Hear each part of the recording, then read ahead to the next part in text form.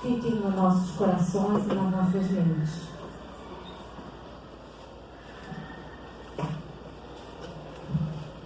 Boa noite a todos. Então, é sempre emocionante, né? A gente estar aqui. Porque, gente, embora eu não conheça todos, mas conheço muitos. E principalmente a Ana, né? Trabalhamos muito tempo juntos agora na casa de Maria Angélica. Então, é muito gratificante para nós estarmos aqui. Podemos estar aqui, né, Ana? Especialmente estudando. Então, que a nossa conversa seja uma conversa bastante amistosa, que a gente possa, como Jesus, ser simples e que esse estudo possa calar um pouco no coração de cada um de vocês, como tem calado no meu, né? Porque a gente acaba precisando refletir bastante sobre o que a gente vai trazer aqui para todos. Então é uma reflexão, em primeiro lugar, para cada um de nós.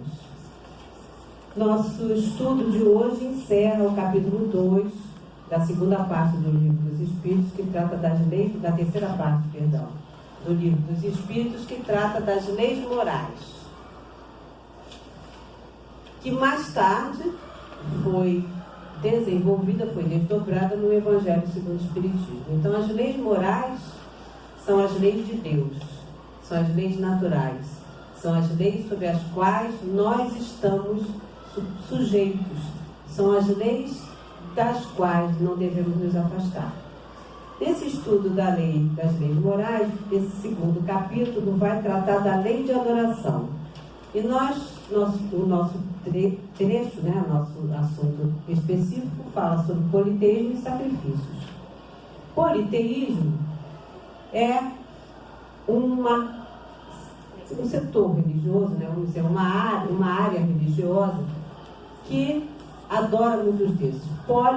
Politeísmo é uma palavra que vem do grego, polis significando muito e theos, T-H-E-O-S, significando Deus. Então, tudo que tem teísmo está ligado a Deus. Mono é monoteísmo, adoração a um Deus. Poli, muitos deuses. E a gente vai primeiro lembrar o seguinte: o que é adoração? Kardec faz essa pergunta logo no início desse capítulo. Em que consiste a adoração? Na elevação do pensamento a Deus. Deste, pela adoração, aproxima o homem de sua alma. Então, adorar é uma postura de ligação com algo maior, com algo que nós consideramos acima de nós. Então, nós adoramos aquilo que nós consideramos acima de nós ou que a gente considera muito importante.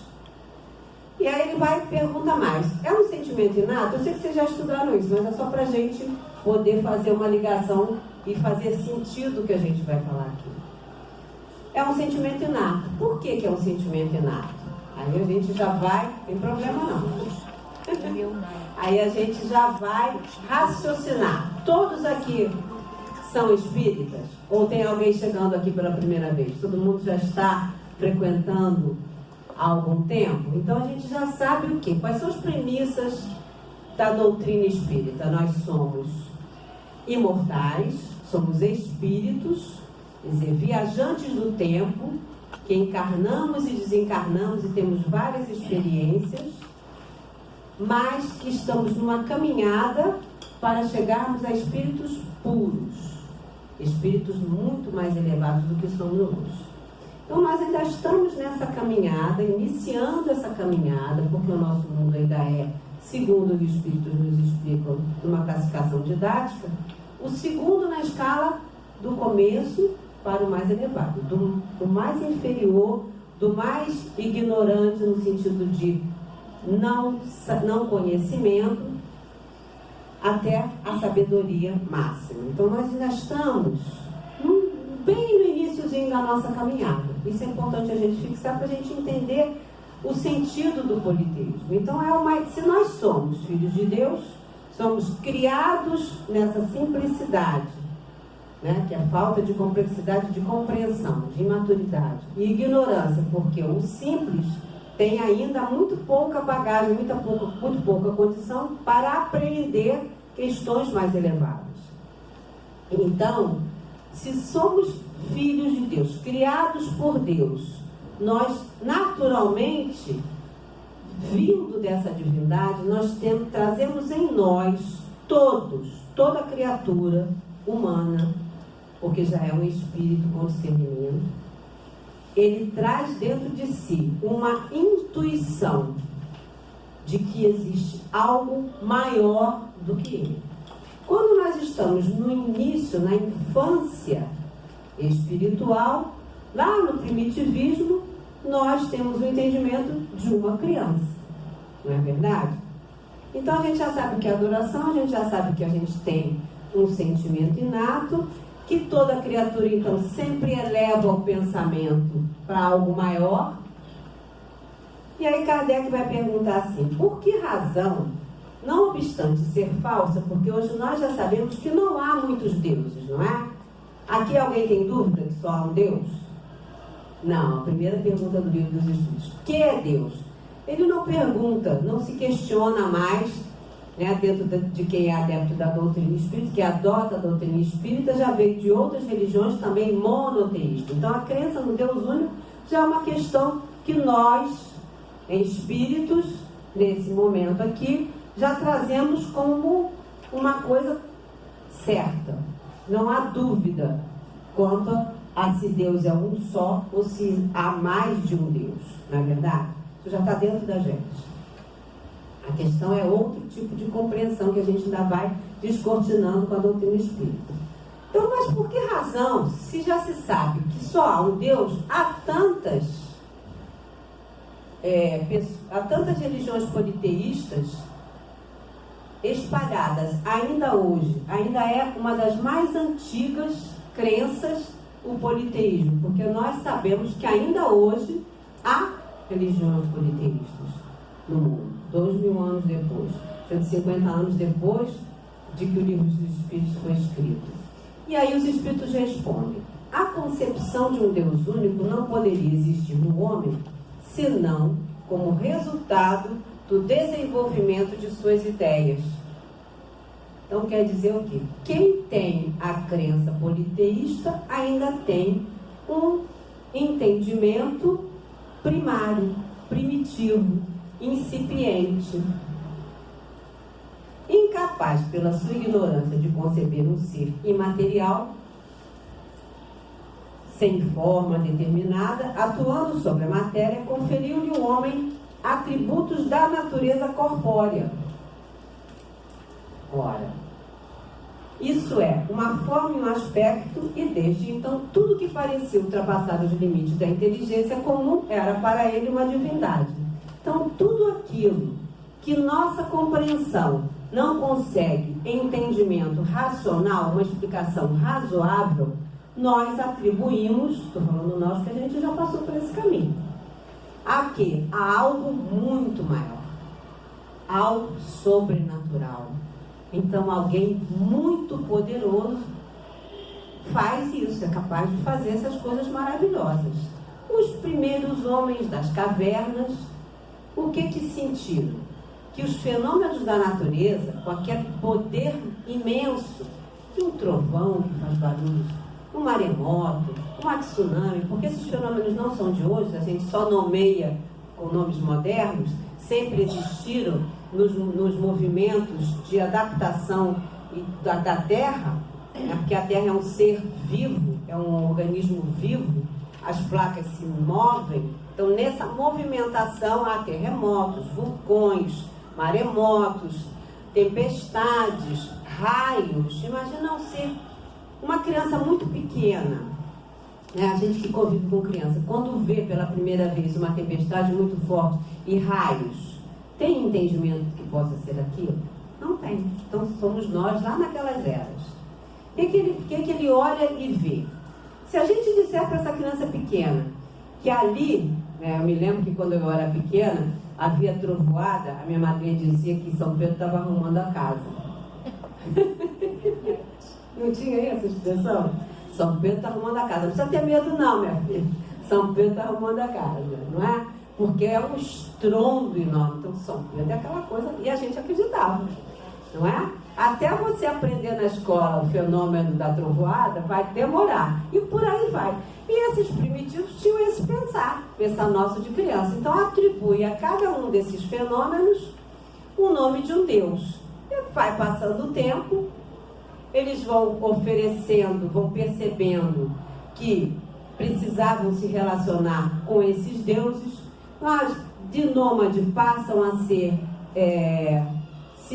comunidades agrárias, plantam. A plantação depende do quê? Essencialmente do clima. Então começam a atribuir, daí surgem os deuses, a mitologia grega. E por quê? Nessa dificuldade de conceber um ser imaterial, sem forma, vão chamando deuses todos aqueles que representavam como forma humana aquelas criaturas que eles julgavam que pudessem ajudá-los. Seja trazendo a chuva quando precisava, fertilizando mais a terra, colocando uma pesca produtiva, e vão criando essas divindades.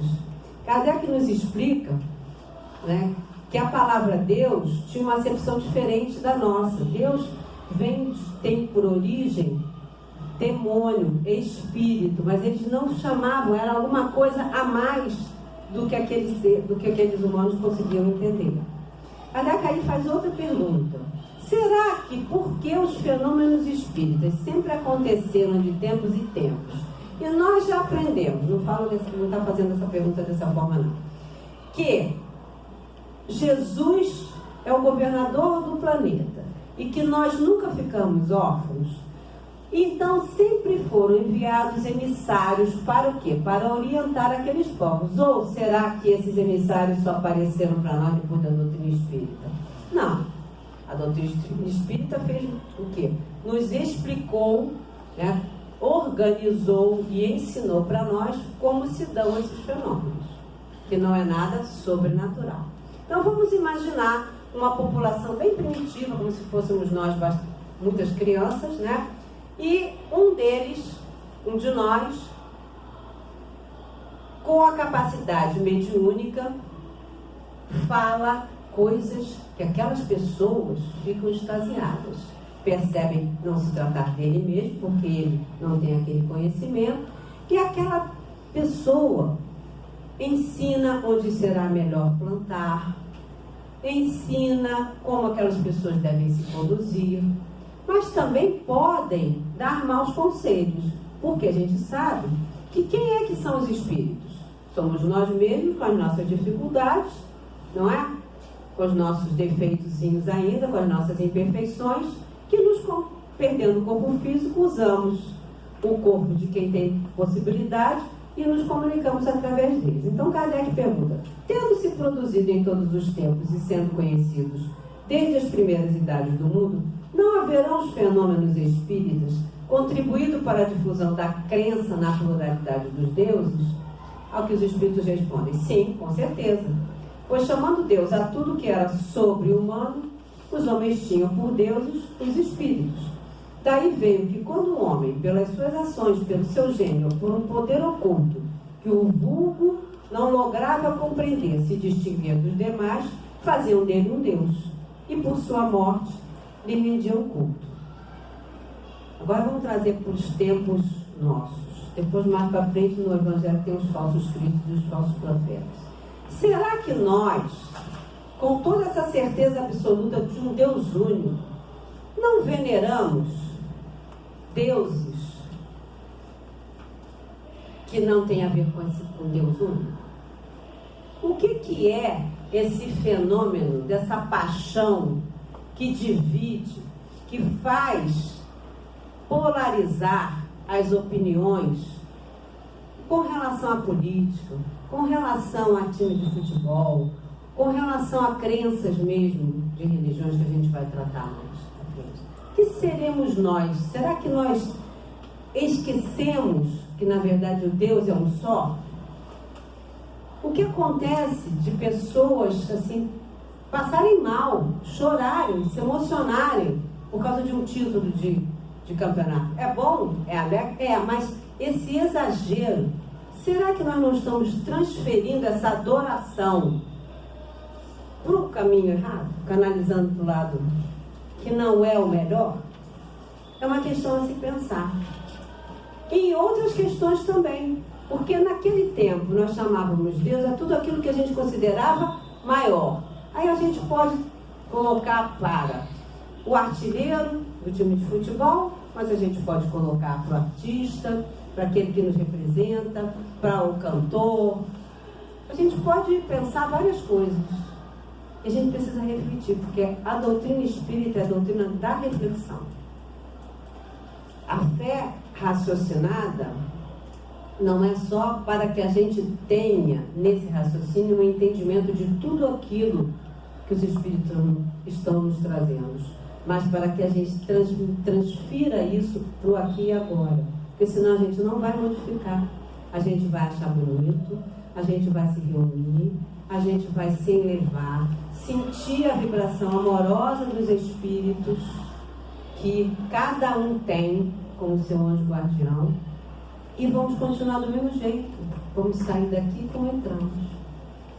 E o tempo agora é pouco. Nós não podemos mais perdê-lo. Nós temos que entender que nós precisamos raciocinar no sentido de refletirmos sobre as nossas ações, refletir sobre o que estamos fazendo com o ensinamento que nós julgamos ser o melhor para nós nesse momento de vida. Porque nós escolhemos, ninguém nos obrigou a estar aqui.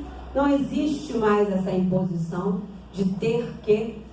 A doutrina é libertadora, não é?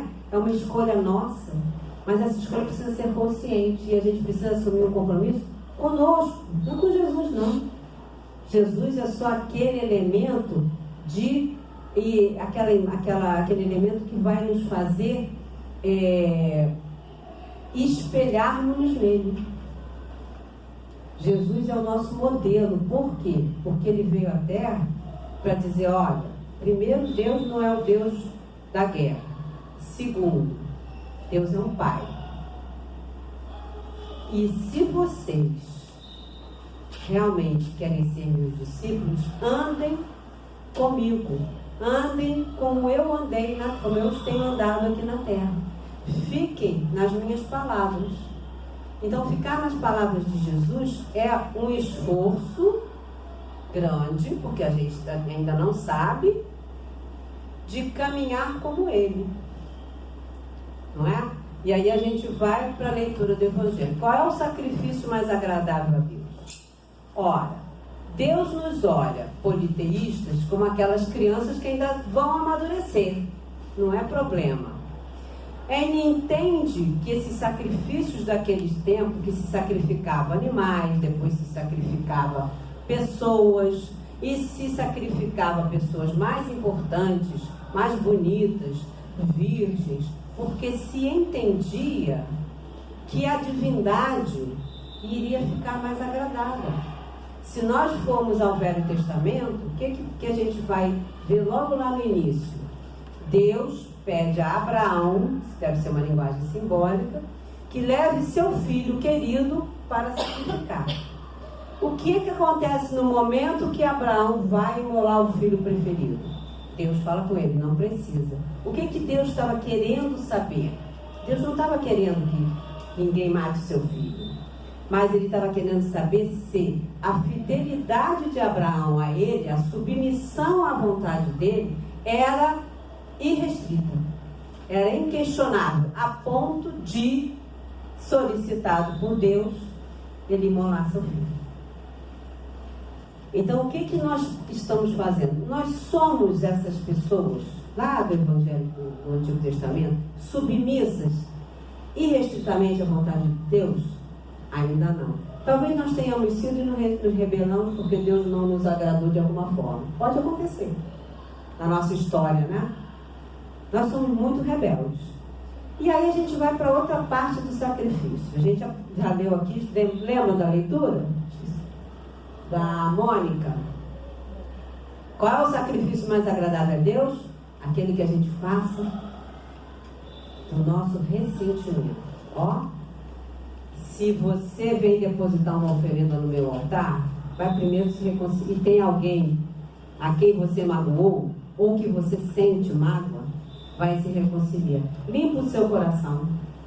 Então, o que Deus quer da gente? Essa mudança interior. É esse exercício do que Jesus veio ensinar mais pra gente. Benevolência, compaixão, indulgência, compreensão com a alimentação do outro. E aí, Kardec pergunta novamente.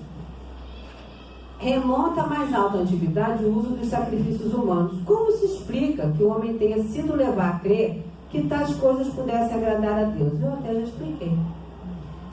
Primeiramente porque não compreendia Deus como sendo a fonte de bondade. Não é? Quando a gente ainda é muito primitivo, quando a gente é criança, dá para os pais argumentarem, tecerem considerações a respeito do certo e errado? A criança está indo atravessar a rua, você fala alto, a criança tem, mas você segura e puxa. Não é? Sai daí, tem que ser firme, tem que ser agora, até para assustar, não é gritar, mas tem que ter muita firmeza e não dá para argumentar. E o que a criança vê no pai? Ao mesmo tempo que ele vê uma pessoa que ama, que protege, porque o pai faz carinho também. Na verdade, existe um certo temor, que é o que faz respeitar naquele momento, quando eu era pequenininho. Não é? Então, graduar essa firmeza, que tem que ser bastante firme mesmo, com amorosidade, é um papel que a gente ainda está aprendendo com Jesus. Mesmo quando a gente é pai, avó, a avó já melhora um pouquinho, né? Já melhora, porque já passamos por isso, já aprendemos, já vimos o que não deu certo, o que criou a aresta, que a gente está consertando e costurando nas nossas relações com os filhos. Mas, ficando o principal, né, que é a relação de verdade do nosso coração, a gente não perde essas criaturas, graças a Deus. Então, Deus, os homens não estão entendendo que Deus é bondade. A matéria ainda se sobrepõe nesses povos primitivos. Ainda se sobrepõe em nós ou não? Não é? A gente não precisa. Vai comemorar o aniversário do Gede. Precisa do bolinho? Não, mas como é bom que tem um bolinho, né? Não. Fala sério. Não é? Mas para comemorar não precisa. Mas a gente ainda precisa. Mas se não tiver o bolo, a gente vai comemorar de qualquer maneira. Mas a gente vai dar um jeito nesse bolo vir e ser muito gostoso, vai. Não é? E muitas vezes a gente pode se aborrecer, se afadigar, se alterar, se transtornar, porque tem que ter o bolo. É essa que é a questão que a gente precisa trabalhar. Não é? Então, nesses povos, tudo que é material se sobrepõe. Então, o Deus é aquela figura poderosa que pode tudo e que vai me punir, né? E a gente não escutou. Deus está olhando tudo, hein? Gente, que medo de Deus. Porque a gente, né, sabe que está errado, às vezes criança, né? Deus está vendo tudo. Eu não estou não, mas Deus está vendo. Coitado de Deus, né? E está vendo mesmo. Vendo não com o nosso olho, porque Deus tudo sabe, não é? Então, o que acontece? Eles se entregam mais aos instintos. Ora, então, por exemplo, se eu gosto muito, e a gente ainda vê isso nas religiões primitivas e religiões afros, de comer uma galinha, um exemplo, eu vou imolar uma galinha, ou então eu vou até preparar, atualmente, bem gostosa, e colocar lá para a divindade que eu respeito, que eu reverencio, que eu sei que me ajuda a ficar feliz. Então, eu quando quero agradar uma pessoa que eu gosto muito, eu vou fazer o melhor para ela, o que eu considero que seja o melhor. Às vezes nem é, né? Mas eu vou fazer com todo carinho. Então, Deus sabe avaliar o quê? A intenção. Apesar de ser um ato cruel, matar animais, sacrificar inclusive seres humanos, o principal movimento daquelas pessoas era gratidão à divindade, era reverência à divindade. E tanto é isso que Jesus, naquele tempo, quando ele tem o episódio dos vendilhões do templo, na verdade aquilo ali tinha virado uma feira de comércio. Aquelas banquinhas parece que é hoje, né?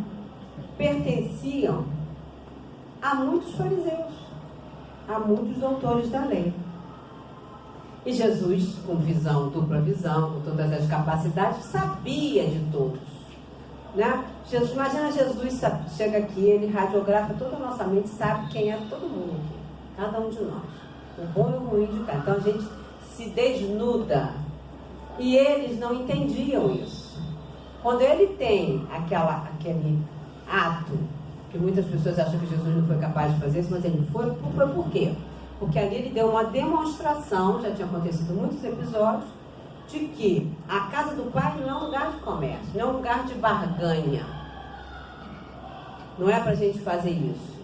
Então, quando ele joga tudo fora, ele faz uma bagunça danada, as aves que eram oferecidas, porque tinha um preço e um valor para cada situação que a pessoa queria expiar de faltas cometidas. Vem daí o nome do bode expiatório, que o bode sangrava para expiar as faltas daquele que ofertou o bode. E era assim bem caro, porque a falta era mais grande, né? Então era bom, que eu economizo o ano inteiro,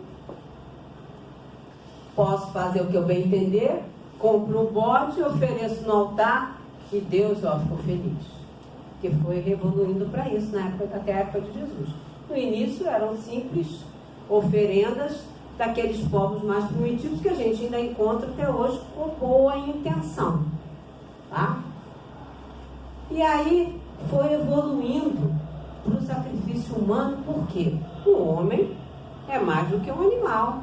Então, se eu quero realmente agradar aquela divindade, eu vou sacrificar um humano, não é? E aí Kardec pergunta, então, os sacrifícios de animais precederam os sacrifícios humanos? Sobre isso não há a menor dúvida, respondem os espíritos. No item B dessa questão, ele pergunta, de acordo com essa explicação que vim de dar, não foi um sentimento de crueldade que se originaram os sacrifícios humanos? Eles dizem não. Originaram-se de uma ideia errônea quanto à maneira de agradar a Deus. E Deus sabe. A questão toda de avaliação do nosso proceder está na intenção com que nós fazemos as coisas. Nós fazemos muitas coisas erradas, mas a penalidade, quer dizer, a consequência, o que eu vou resgatar, vai depender de se eu tinha consciência do que eu estava fazendo ou não.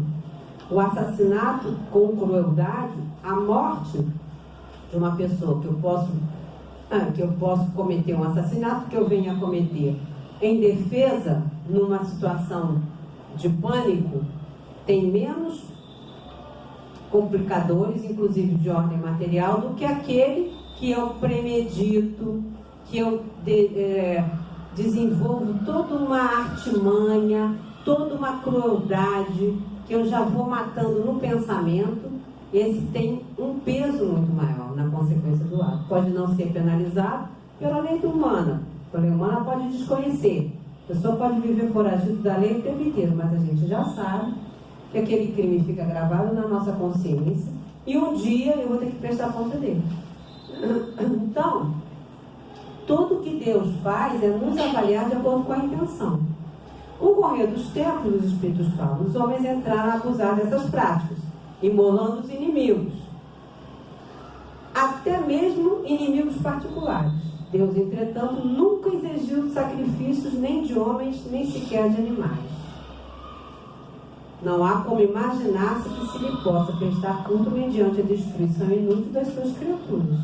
Então, quando o homem começa a raciocinar, quando Deus, Jesus, vamos falar de Jesus porque ele é o governador do planeta. Quando nós recebemos aqui enviados de mundos superiores que começam a abrir nossas consciências para que ensinando que determinadas práticas não são corretas, a gente vai raciocinando.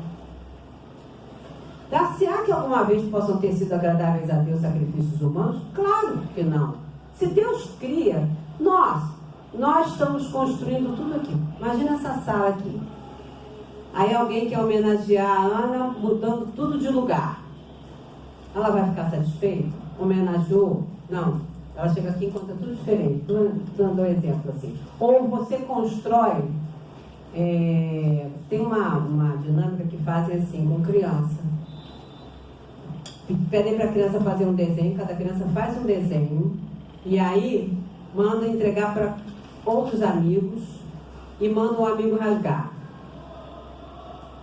Qual é o sentimento que você tem? É de raiva, de perda, né? Deus não tem raiva. Mas vamos imaginar se Deus vai ficar feliz com alguém destruindo o que Ele criou. Se até a gente, uma pequena coisa que a gente construa, vendo alguém destruir, a gente fica triste. Isso é feito para mostrar que a gente deve respeitar o que o outro faz. Isso é verdadeiro mesmo. E também para mostrar que é muito fácil você destruir, muito rápido, né? Enquanto aquela construção daquele desenho, ou daquela montagem com coisas recicladas que as crianças, brinquedos que se faz, qualquer coisa que uma criança faça, demorou ali às vezes uma tarde inteira. E como você destrói, não é? Com muita facilidade. Isso é um exercício para a gente pensar. Se a gente é assim, imagina Deus, não é? Então a forma que a gente agrada a Deus não é outra senão, como nos ensina a lição do Evangelho, esse abafamento de nós mesmos. Se a gente se massacrar, porque é difícil, né? A gente não gosta de uma pessoa, a pessoa nos agride, às vezes de uma forma assim, muito séria, pratica coisas muito graves com a gente vê noticiários aí, graças a Deus essa encarnação eu não tive, mas assassinatos, né? Sequestros, maldades que são feitas mesmo com pessoas muito queridas, com filhos, com crianças. E como é que a gente vai ficar no nosso coração, né? Como é que a gente consegue perdoar? E precisa perdoar. Então esse é o sacrifício que Deus quer da gente. É esse perdão incondicional. Esse grandão, a gente ainda não sabe. Mas tem pessoas que sabem. Mas o pequenininho a gente já pode praticar, porque a gente se irrita com besteira. A gente se engaja com... A gente tropeça na pedra pequenininha, porque a montanha a gente está vendo. Então a gente não bate com a cabeça, não é verdade? Então a gente precisa prestar atenção nessas coisas. E aí ele vai mais além. Que devemos pensar das chamadas guerras santas? Aí o que acontece? A humanidade vai se desenvolvendo. Então, no judaísmo vem do povo de Israel a notícia do Deus único, do monoteísmo. E aí o que os judeus fazem? Eu sou melhor porque eu já sei que Deus é único. Vocês não entendem nada. Adoram um monte de Deus, mas vocês não veem que a natureza, que as flores, que os animais, tudo são representação de Deus, que não existe o Deus disso, Deus daquilo, Deus daquilo outro. Não. É um Deus que é único e se manifesta. E o pessoal não entendia nada. Então, começa a ver o quê? Guerras contra os pagãos, mas é tudo dentro de um planejamento. E aí chega Jesus para trazer para a gente o quê? Que Deus é o Deus de amor. Jesus vai embora. Aí começa a discussão de novo. Quantas seitas, quantas ramificações dentro da mesma árvore que é o cristianismo, que é o judaísmo, né? Porque se ficasse pelo menos só os cristãos com o entendimento de que judeu tem que ser proscrito porque judeu matou Jesus, porque é por isso que se dividiu. Esquecendo que Deus é único, Jesus veio para mostrar o quê? Veio como judeu, para dizer o quê? Que esse Deus não é um Deus de guerra, é um Deus de amor. E aí o pessoal, seguidor de Jesus, ao se colocar no poder de perseguidos, viraram perseguidores. Aí uma nova religião se cria, o islamismo, que é o que a gente vê acontecendo agora. E dentro da própria ramo cristão, o que tem acontecido, gente? A gente não brinca aí a beça? O protestantismo surgiu como um protesto ao desvirtuamento da Igreja Católica da época, com a venda de indulgências, coisas que os fariseus já faziam lá, quando Jesus reclama que ele estava empobrecendo as viúvas, que cobrava caro pelas preces, as preces pagas. E aí o que faz o catolicismo? Repete esse mesmo tipo de questão. Então, quando Lutero combate, cria e protesta, e por isso se chama protestantismo, era para trazer de volta ao cristianismo os princípios lá do início de Jesus. E aí o que acontece com a religião protestante? Eu não conheço muito não. Quantas igrejas universais, quantas seitas estão sendo criadas todos os dias? Por quê? Porque eu entendo de um jeito, você entende de outro, então vou fazer do meu jeito. Para a gente não brigar. Mas a gente já brigou, porque a gente não consegue se unir, não é? E Jesus veio ensinar para a gente o quê? Que a lei é de amor. E essas guerras são o quê?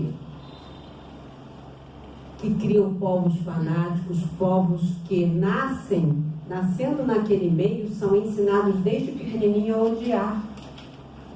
E aí, os Espíritos estão dizendo para nós o seguinte, na questão 671. Eles são impedidos pelos maus espíritos e, fazendo a guerra aos seus semelhantes, contravêm a vontade de Deus, que manda ame cada um seu irmão como a si mesmo. Todas as religiões humanas, todos os povos adoram um mesmo Deus, qualquer que seja o nome que lhes deem. Por que então há de um fazer guerra a outro, sob o fundamento de ser a religião deste diferente da sua, ou por não ter ainda atingido o grau de progresso da dos povos cultos?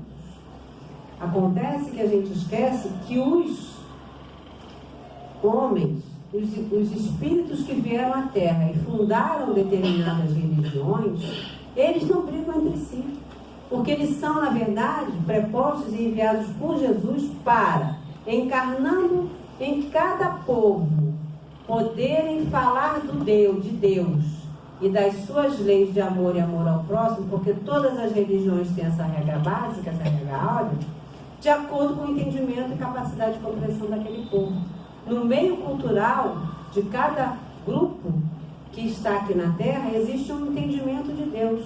Então, esses espíritos que, na verdade, são prepostos de Jesus, fazem parte da equipe de Jesus, vamos dizer assim, são distribuídos, alguns antes até da sua vinda aqui ao planeta, para explicar e falar do Deus de amor, de que a regra áurea que a gente precisa obedecer é amarmos uns aos outros como Deus nos ama. Só isso. E como é difícil. E por isso que o mundo está desse jeito. Porque parece que cada vez a gente cria mais ilhas de relacionamento. Até um ponto que a gente vai ficar sozinho. Porque ninguém é igual ao outro. Ninguém pensa igual. A gente pode ter alguns pontos de contato. Mas se eu não tolero, se eu não perdoo, eu vou viver na guerra. Não é? Os Espíritos falam ainda mais alguma coisa. Se são desculpáveis os povos de não crerem na palavra daquele que o Espírito de Deus animava e que Deus enviou, não acreditarem em Jesus, sobretudo os que não o viram e não lhe testemunharam os atos, como pretenderes que creiam nessa palavra de paz quando lhes ides levá-la de espada em punho. Porque a gente fala assim, a gente faz em menor escala, eu procuro não fazer mais, mas é difícil. Crianças brigando ou crianças gritando. Como é que a gente pede para a criança não gritar? Gritando. Em geral, gritando. Quando o nosso exercício tem que ser ao contrário, falar baixo. Não precisa gritar. Eu estou te ouvindo. Por que você está gritando? Aí dá até aquele choque. Se a gente fizer esse exercício, vai espantar e vai surtir efeito. Não precisa, mas a gente tem que ouvir. Porque, em geral, quando se grita, é porque não se está sendo escutado. A gente também tem que prestar atenção. Não é regra infalível, não. E aí ele vai perguntar se a oferenda dos frutos da terra tem mais mérito do que o sacrifício de animais. Sim. Mas ele preferiria que esses frutos, né, pergunta Kardec, não seria melhor então, em vez de se oferecer animais, frutos, incensos e outras coisas, se cuidasse de atender à miséria? Aí ele fala, os espíritos, Deus abençoa sempre os que fazem o bem. O melhor meio de honrá-lo consiste em minorar os sofrimentos dos pobres e dos aflitos. Não quero dizer com isso que ele desaprove as cerimônias que praticais para lhe dirigirdes as vossas preces. Muito dinheiro, porém, aí se gasta, que poderia ser empregado mais utilmente do que o é. Deus ama a simplicidade em tudo. Ó, como é difícil a gente ser simples. Não é? Porque a gente sempre... Ontem no SEMA a gente teve o encontro de Jesus e nós falamos sobre Marta e Maria, o episódio de Marta e Maria, duas irmãs no Evangelho. Marta muito mais ligada às questões da casa, querendo agradar Jesus, precisava preparar a casa com todos os mínimos detalhes, com riquinhos, tudo bonitinho. E Maria, quando Jesus chega, não que ela não tivesse ocupada, só que ela falou assim, eu não posso perder Jesus aqui. Eu prefiro escutar do que ajudar Marta. Marta não gosta muito. Então nós somos ainda muito Marta, porque a gente se preocupa muito mais com exterioridades do que, na verdade, com a essência daquilo que a gente precisa realmente dar valor. É para a gente largar tudo de material? Não. A gente ainda não sabe integrar na nossa vida, no nosso dia a dia, a religiosidade que é necessária. Quando nós conseguirmos sacralizar qualquer ato nosso e oferecer a Deus com o coração, com carinho, a gente vai estar fazendo essa experiência de estar na matéria e se mantendo ligado a Deus. A gente ainda separa as coisas do espírito. Eu cuido do meu espírito, sim, quando eu venho aqui, quando eu faço a minha prece, mas na hora que eu estou fazendo a minha comida, se vier me incomodar, me tirar do sério, eu descompenso. Aí eu tenho que fazer esse exercício. Eu tenho que fazer o exercício de priorizar sempre qualquer criatura que venha me solicitar atenção, quem quer que seja ela, por mais ocupado que eu esteja, dizendo assim, olha, agora nesse momento eu não vou te falar, espera só um pouquinho aqui que eu já vou te ouvir. Se a gente estiver numa situação que a gente não pode parar naquele momento, que pode acontecer. Mas dependendo da história, tem que fechar todos os bicos do fogão, porque às vezes a situação é emergencial e deixar de dar atenção pode ser muito ruim. Porque existe a dor da alma, está muito grande, então a gente tem que ter muito cuidado, nós que já estamos aqui.